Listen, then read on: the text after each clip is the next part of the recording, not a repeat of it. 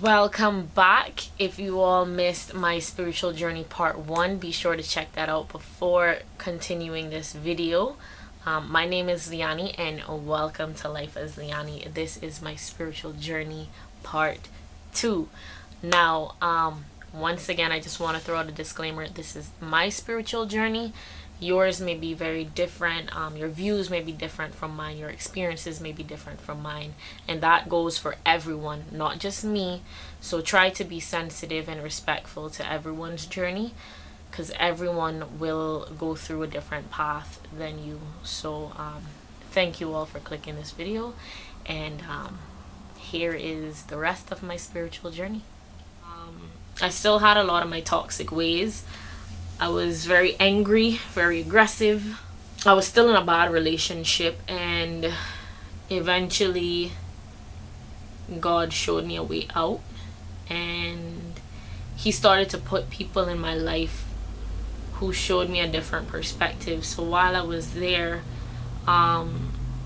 people were treating me different from how I was accustomed to being treated, and I realized my worth. And I left that relationship, and even though some of those toxic behaviors carried on for about a year, one summer, the very first summer after college, I really found myself. I prayed a lot, and I had started flying, and some of the situations that happened to me, man, like, it could only be God. Like, I was probably the most unlucky flight student ever. Like, some of the things that I encountered, I was probably the most unlucky flight student that FIT has ever seen.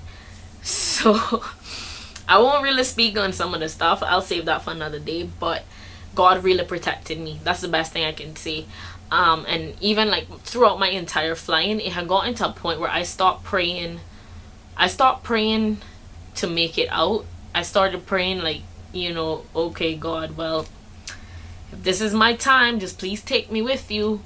Because I mean, like, sometimes when you learn in certain things, or when you flying like by yourself, and you get into something a little bit uncomfortable, you realize that there's no pit stops in the sky. So all you really can do is pray. And for me, like I said, it wasn't a matter of, boy, God, help me make it through. It's like, well, let your will be done, just take me with you. So yeah, but he really looked out for me in my flying. I got in a car accident. My car was full. I have 4 friends in the car and myself, and I hit a boar, only in Florida, I promise you. I hit a boar in the middle of the highway, and airbags were deployed. Thank goodness the car didn't flip. And that too, as well, my grandfather now has dementia. And at the time, so this was about 3 years ago. 3 years ago, I went to go see my grandfather. Now he has dementia. He's not here at all. Like, anytime I speak to him, the only thing he responds to me with is yeah. So I go see him, and as I'm leaving, I say, bye, Papa, love you.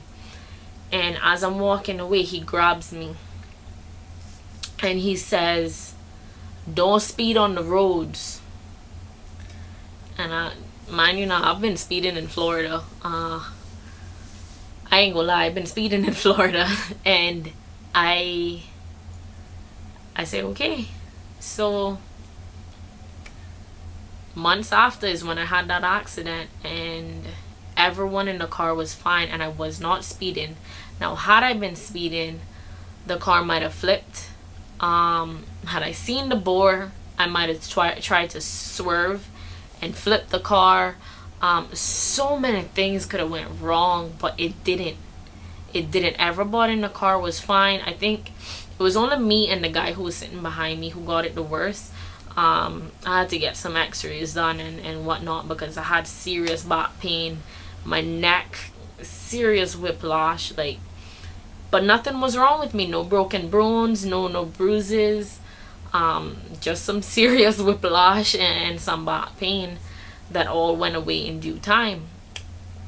So trust me, like when I tell you God protected me when I was in college, you would not believe. Sometimes I would be driving between I was in Melbourne, so between Melbourne and Orlando, well, Sanford, which is like an hour 30 minutes, and I'd be tired. God kept me awake, he protected me. Like I promise you, there's so many situations that I got myself into while I was in college, but time and time again, God protected me. And then eventually, what helped me even more was I got myself into a relationship with a guy who is also a man of God, very much like my papa. So that was where I really started to find my way back. Like I was always praying, but he would go to church and stuff like that, whereas I had rejected church because of my experience with the church. So I had rejected church, and he actually went. And when I went to church, I started, learning things and really listening to what the pastor was saying, and that led me into reading the Bible. So every night I would read the Bible.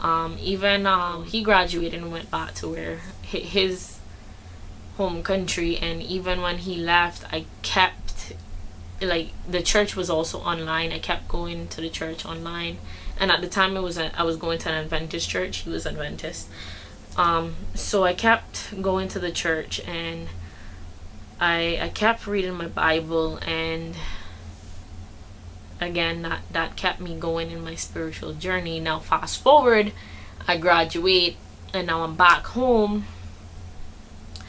I'm struggling. I am struggling so hard, man. I get home, there's no job for me.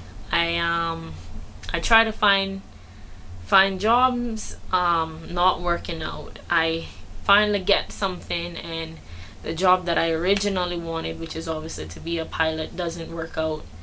Time and time again. I'm promised an interview, never happens. They set another deadline, it never happens.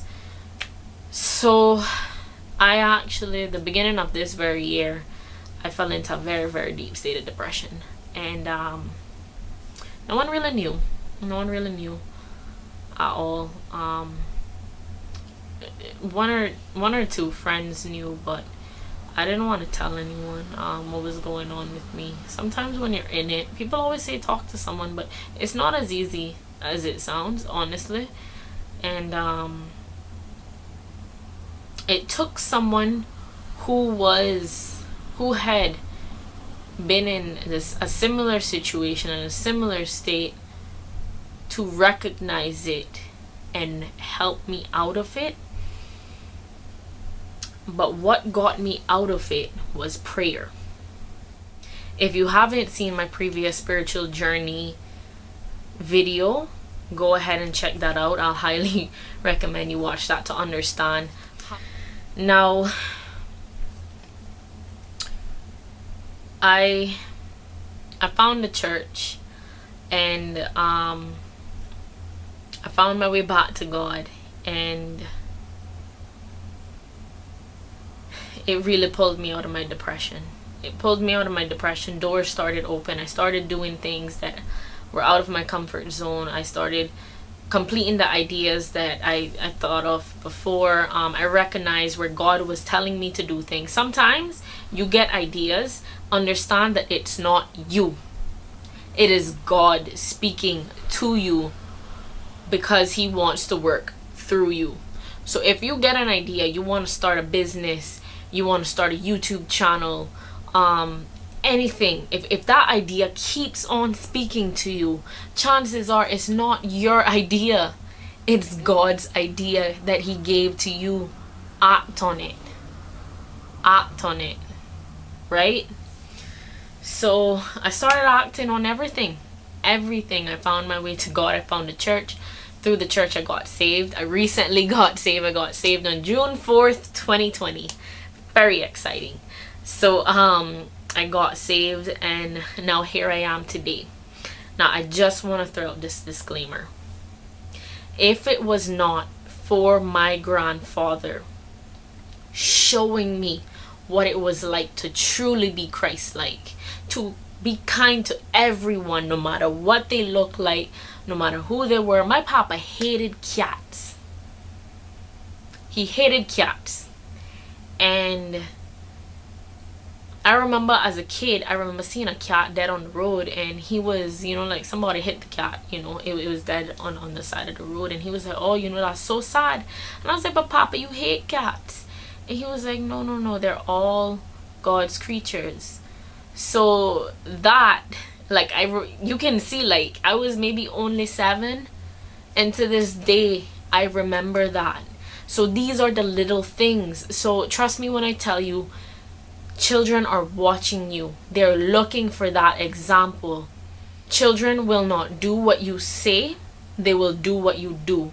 And because of him showing me what it was like to be kind, showing me what it was like to have the grace of God, to really be Christ-like. Papa was never judgmental at anyone.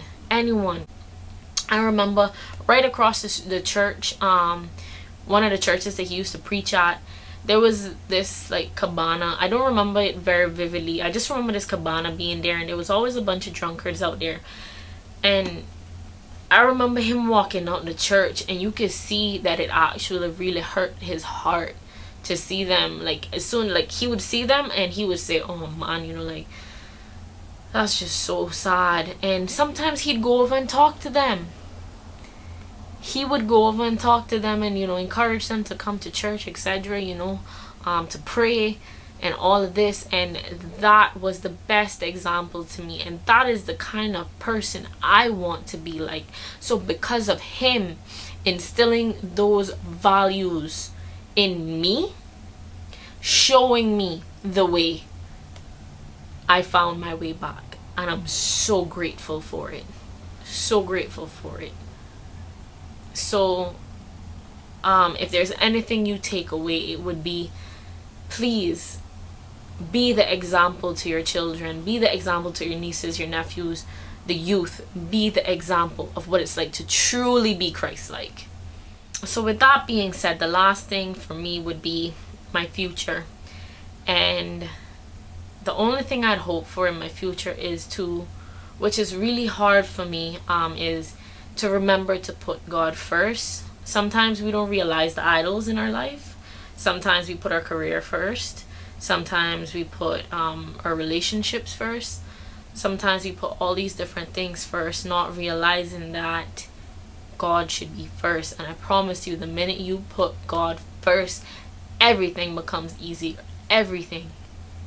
For me, everything has become so much easier, so much clearer. So that is my current goal for the future. And once I know that once I put God first, everything else is going to fall into place. My career will fall into place. My relationships will fall into place. You know, whether that be family, friends, partner, everything will fall into place. So I'm not worried about anything right now. My number one focus is my relationship with God. So I hope you all learned something from this. If you all have any questions, listen, I'm more than willing to share the details of my spiritual journey with you. It's just, you know, I didn't want this to go on too long, which I'm already sure it's pretty long, but I just wanted to share the process of how I got to where I am today. I would like to think of it as I spent 23 years confused, working my way up, lost, struggling, fighting, and 1 year actually finding my way. So the 23 years were practice for where I am today. And like I said, I'm more than willing to share the specifics of some of the things I went through, because it's a lot, but due to time, I'll leave that out. Feel free to ask me any questions. Follow me on Instagram. You can always message me. Don't just say hey though. If you just say hey, I'm gonna ignore you. I'm always willing to talk to people. But just don't say hey, because I don't know what your intentions are. Just say, let me know what your intentions are. If you're gonna message me, comment down below. Let me know your spiritual journey. I would love to hear it. I would love to hear it. I really want to form more of a community with people, because I am learning. I'm struggling.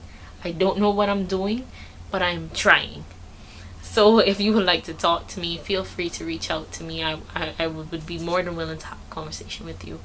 So yeah, that's my spiritual journey in a nutshell. So thank you all for watching. I really do appreciate it, and I hope you have an amazing, beautiful, beautiful night. So bye.